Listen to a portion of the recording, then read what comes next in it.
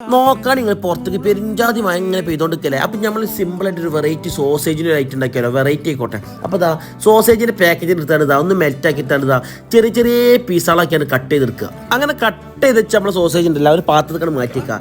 ദേശം അടുപ്പണ്ട് കത്തിക്കുക, ചട്ടി ഉണ്ട് വെക്കുക, കുറച്ച് വെളിച്ചെണ്ണ ഓയിൽ എന്താ കിട്ടുന്നത് അതൊക്കെ കുറച്ചുകൊണ്ട് ഒഴിച്ച് കണ്ടാ നമ്മൾ ബാർബിക്യൂൻ്റെ സോസ് ഉണ്ടല്ലോ അത് കുറച്ച് ഒഴിക്കുക.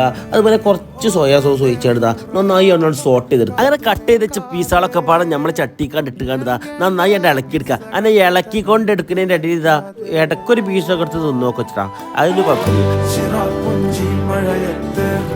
അങ്ങനെ സംഭവം റെഡി ആയിട്ടുണ്ടാവും. അല്ല ഇങ്ങനെ മുയർത്ത് ആ സോസിൽ ഇങ്ങനെ കിടന്ന സാധനം ഒരു പാത്രത്തിൽ കണ്ട് മാറ്റിയ മേലെ കൂടി കുറച്ച് ഗാർലിക്കിൻ്റെ പേസ്റ്റ് കൊണ്ട് വെച്ച് കണ്ടതാ ആ ഒരു ഫോർക്കോണ്ടാണ് കുത്തി കണ്ട് തിന്നണ്ടല്ല.